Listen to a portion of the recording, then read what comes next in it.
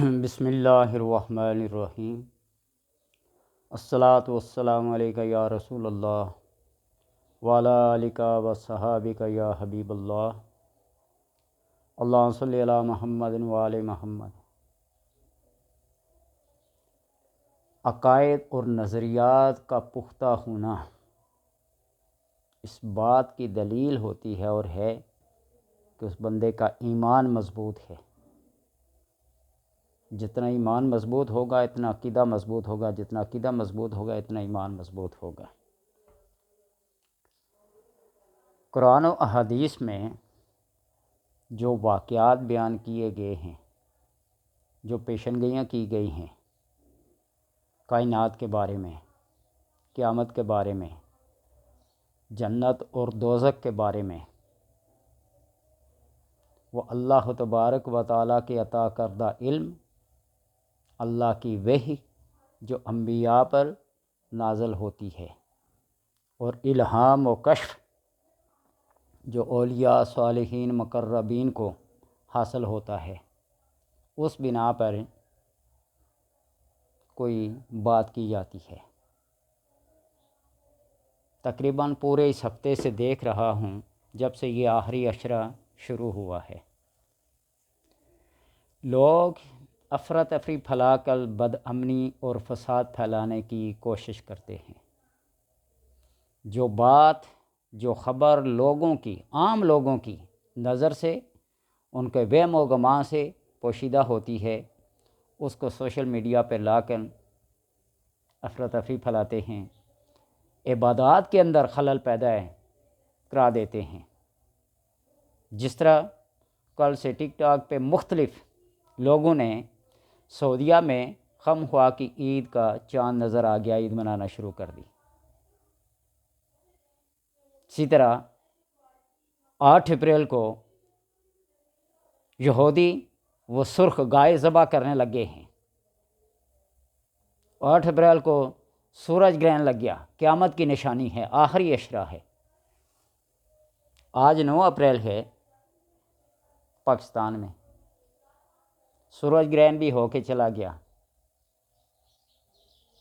8 April بھی ان علاقوں میں جہاں ابھی رات ہے، کہیں 8 اپریل کی ابھی کچھ گھڑی کوئی ساتھ باقی ہوگی اور کچھ نکل گئی ہوگی۔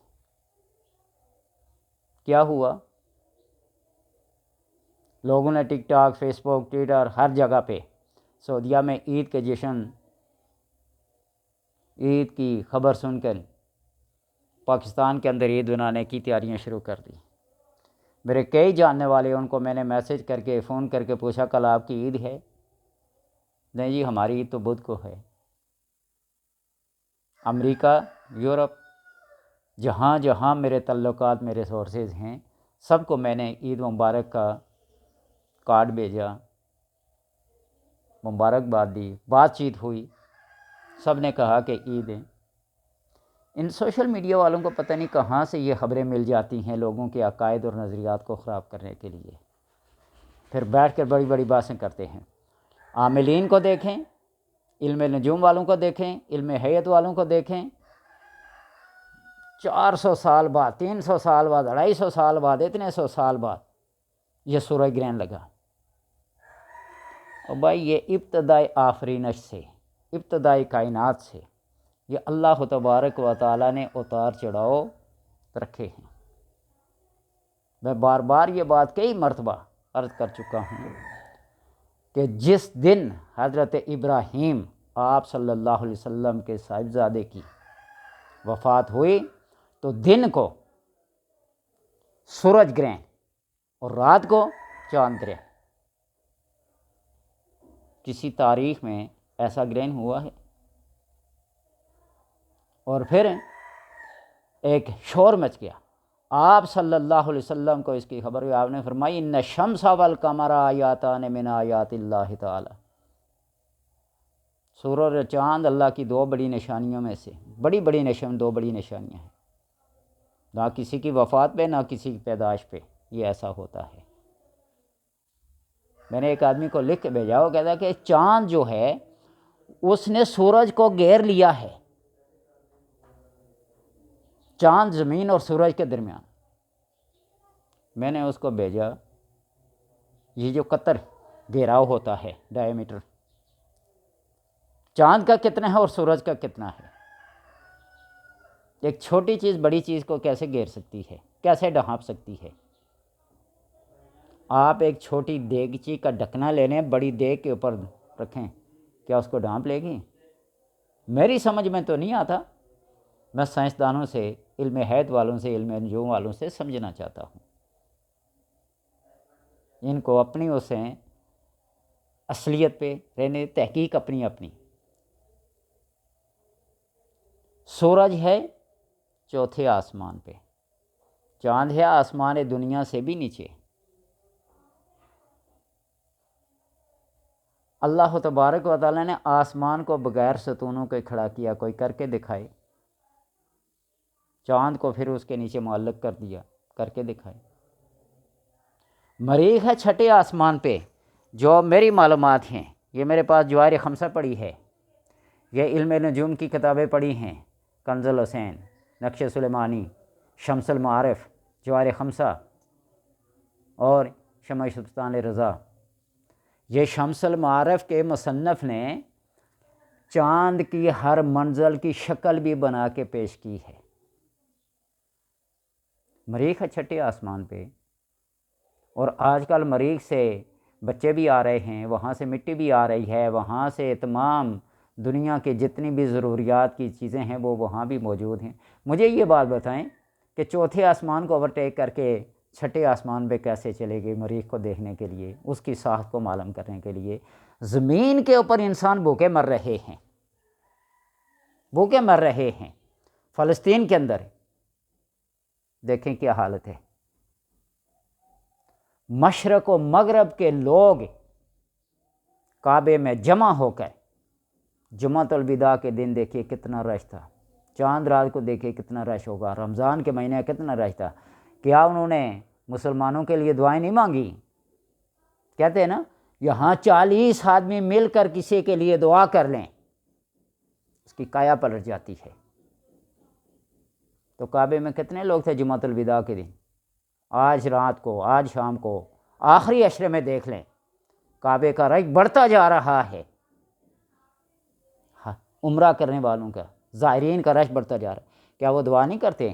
امام کعبہ دعا کرے اور پیچھے سارے آمین کے ہیں، اور رکن یمانی ملتزم سے کہتے ہیں نا کہ جب بندہ ایک دفعہ کوئی بات کہتا ہے 70,000 فرشتہ آمین کہتا ہے۔ مجھے یہ بات بتائیں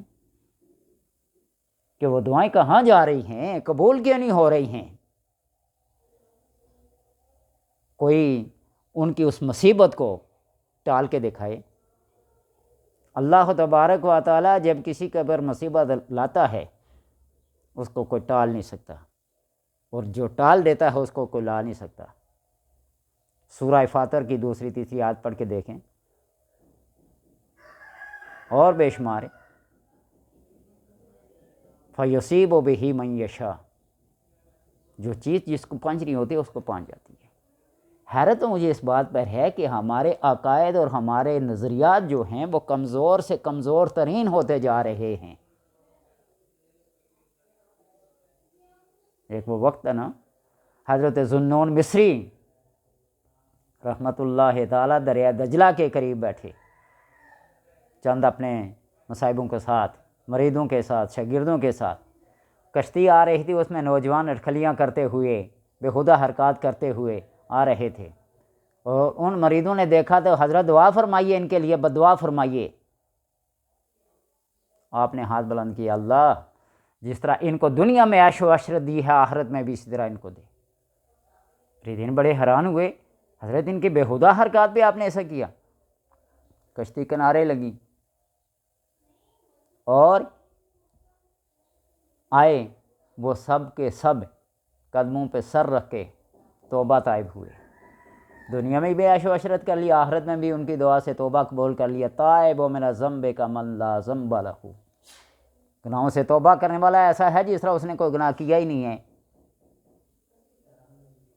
مجھے یہ بات بتائیں کہ ایک آدمی کی دعاؤں نے اس کی تقدیر کو بدل دیا۔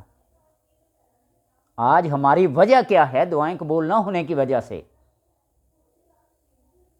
جو میں محسوس کر رہا ہوں، سب سے پہلی بات ہے بے جا قسم کا عوام پہ ٹیکس لگانا،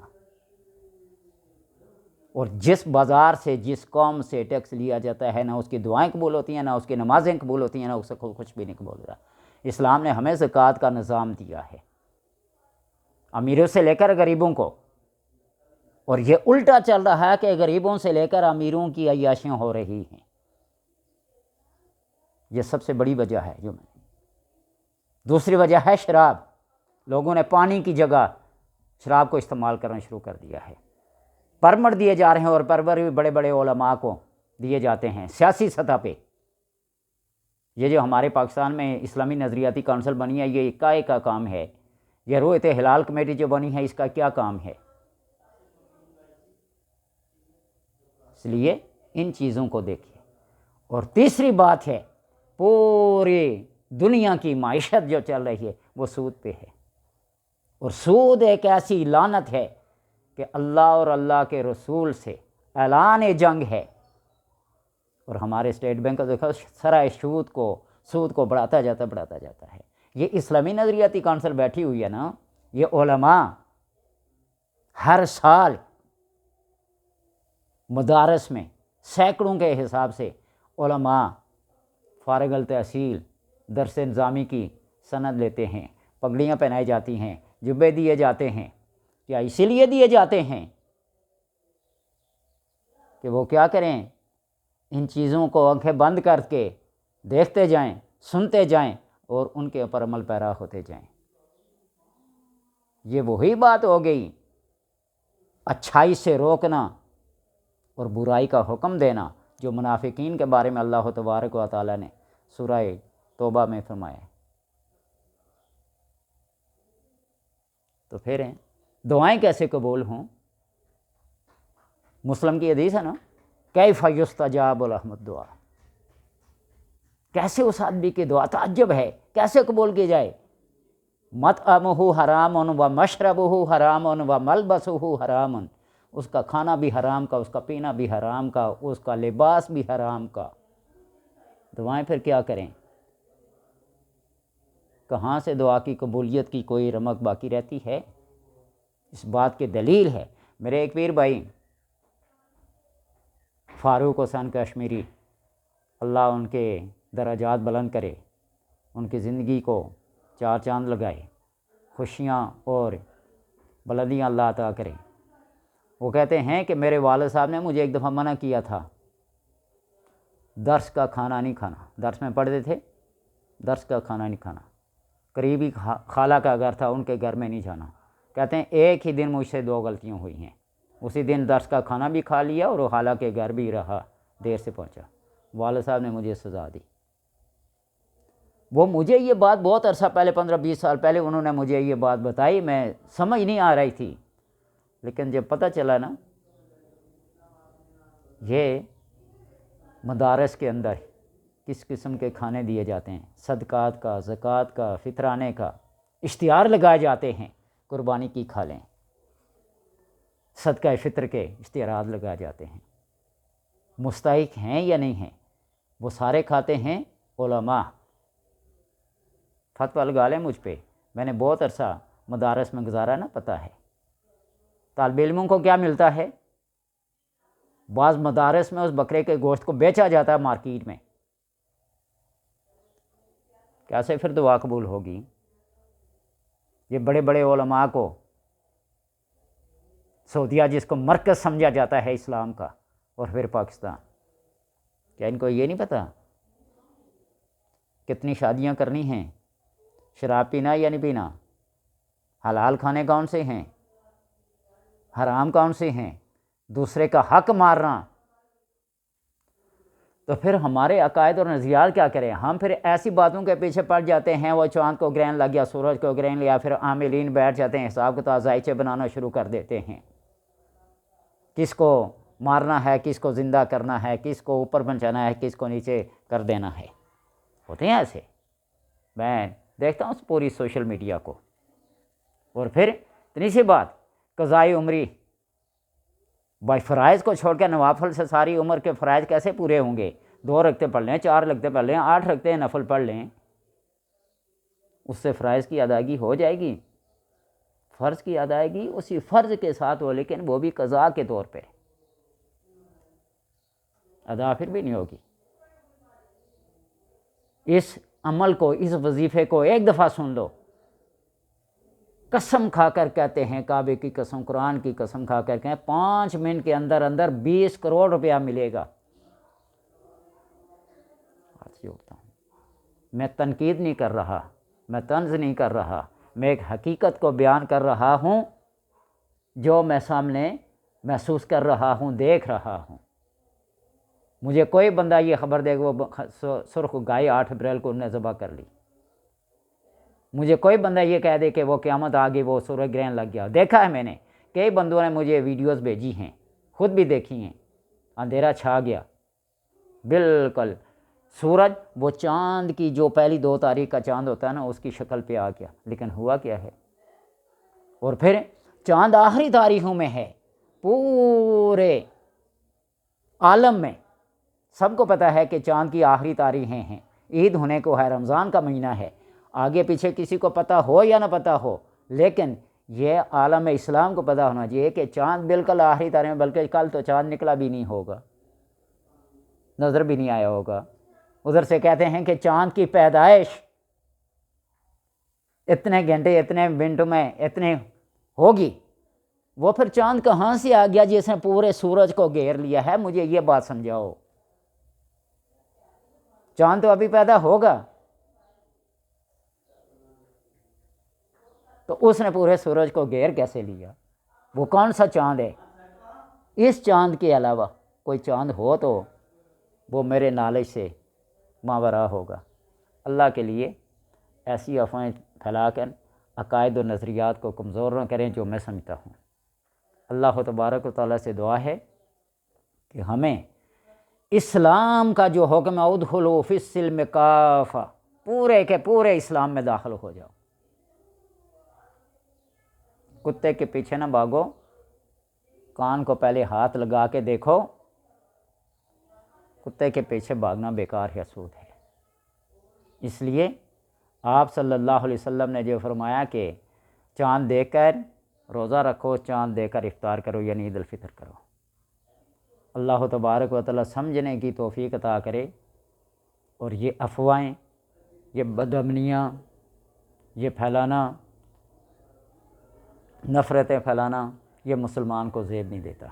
اپنے عقائد اور اپنے نظریات پہ پیرا دیں, ان کو مضبوط رکھیں. اللہ تبارک و تعالیٰ توفیق دے اسلام کو, دین کو, انبیاء کو, صالحین کو, ان کی تعلیمات کو سمجھنے کی.